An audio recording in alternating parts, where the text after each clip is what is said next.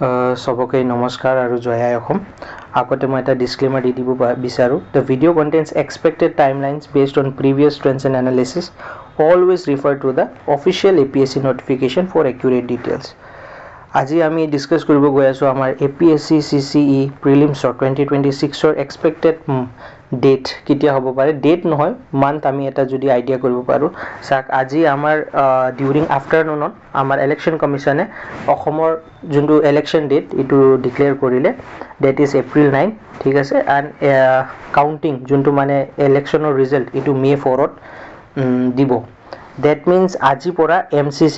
Implement হৈ গল আমাৰ অসমত জিমানটো মই জানো ঠিক আছে সো যদি MCC ইমপ্লিমেন্ট হৈ যায় জেনাৰেলি আমি কি চাও নোটিফিকেশন যোনকিটা নিউ এডভাৰটাইজমেন্ট নোটিফিকেশন থাকে হিকিটা নোলাই বেসিক্যালি যেহেতু আমাৰ APSC এটা constitutional as well as statutory body হয় হিনতে উলাব পাৰে APSC notification after consultation with the Chief Election Commissioner of State of Assam. Chief Election যোনটো আমাৰ কমিশনাৰ আছে আসামৰ তেখেত লগত ডিসকাস কৰি কিনে আমাৰ APSC কিনে নোটিফিকেশন উলাব পাৰে নো ডাউট এট অল ঠিক আছে যেহেতু আমাৰ APSC এটা কনস্টিটিউশনাল এন্ড স্ট্যাটুটৰি বডি কিন্তু জেনাৰেলি যদি আমি চাব যাও ইলেকশনৰ ডেট ডিক্লেয়াৰ হোৱা পাছত মানে কোনো এক্সাম না পাতে জুন কিটা নিউ ভ্যাকেন্সিৰ কাৰণে ঠিক আছে বাট এক্সাম না পাতা কথা নহয় জুনটো অলৰেডি আজিৰ পৰা আগত জিমান এক্সামৰ ডেটস উলাল হিনতৰটো এক্সাম হ'বই নো ডাউট কিন্তু জুনটো নিউ ভ্যাকেন্সি থাকে বা নিউ এডভাৰটাইজমেন্ট থাকে হিটু জেনাৰেলি কোনো এক্সাম বডিয়ে নোলাই সো আমি ইটো ভাবি লব পাৰো যে আজিৰ পৰা যেহেতু MCC লাগু হৈ গল দ্যাট মিন্স আজিৰ পৰা কাউন্টিং ডেট জুনটো মে 4 ইমানৰ ভিতৰত আমি সাগে আমাৰ ভ্যাকেন্সি নোলাই কিন্তু there is a very high probability যদি চিফ ইলেকশন কমিশন লগত যদি আমাৰ APSC এ কথা পাতে আৰু যদি কয় যে এক্সামৰ কাৰণে মানে কন্ডাক্ট কৰিব লাগে তে কি ঠিক এডভাৰটাইজমেন্ট উলাব পাৰে সো মই আজি এই ভিডিওটো আনাৰ এটাই মানে মোৰ উদ্দেশ্য আছিল যে আপুনি ইনতে না ভাবিব যে যদি MCC লাগু হৈ যায় তে আমাৰ তো ইতিয়া চিন্তা নাই আজি পৰা MCC লাগু হল আমি আৰামসে পঢ়িম ইটো না ভাবিব APSC মানে কি বস্তু হয় এক্সপেক্ট দা আনএক্সপেক্টেড এক্সামতো আৰু এডভাৰটাইজমেন্টতো সো একদম মানে ঢিলা নিদিব নিজৰ প্ৰিপাৰেচনক সেম জি এনাৰ্জিত আছিল সেই এনাৰ্জিতে আপুনি হিনতে কৰি যাক কিয়কি APSC along in consideration with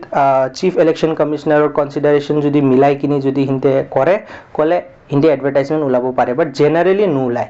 মই জিমান দূৰ জানো সো মোৰ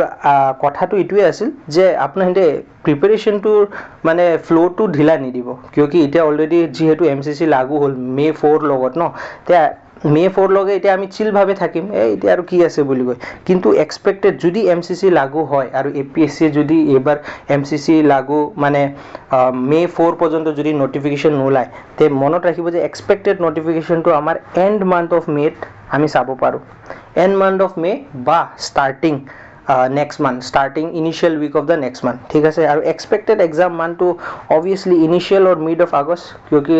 last year সাগে মোৰ জিমান দূৰ মনত আছে জুন 8 তাৰিখ নে 9 তাৰিখত হৈছিল prelims so that is the thing বাকি মই কব বিচাৰো যে please do subscribe and like and share this video এনেকা ইনফৰমেটিভ ভিডিও ফৰ APSC মই আনি থাকো আৰু মোৰ চেনেলত অলৰেডি PYQ ৰিলেটেড APSC ৰ গুটে কনসেপ্টস এন্ড থিমস আছে আপুনি ইনতে চাব পাৰে চেক আউট কৰিব পাৰে ইয়াত মই মেইনছ আনসাৰ ৰাইটিং সিৰিজও আনিব গৈ আছো কিয়কি prelims is just the window the main game we should play is on mains it will decide আমি কি প্রেফারেন্স পাম কি আমার সার্ভিস হ'ব আমি we will be in the merit list or not ইটো বহুত মেইনসে ডিসাইড কৰে সো আনসাৰ ৰাইটিং সিৰিজও আনিব গৈ আছো আৰু PYQ কিমান ইম্পৰ্টেন্ট আপুনি যদি মোৰ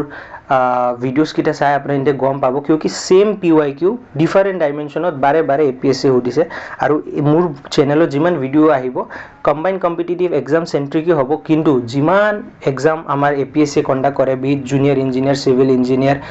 junior administrative assistant enforcement inspector every exam cover কৰিব সো আই হোপ আপনার ইন্টার কারণে এই ভিডিওটো অলপ হেল্পফুল হয়েছে বাকি স্টে টিউন থ্যাংক ইউ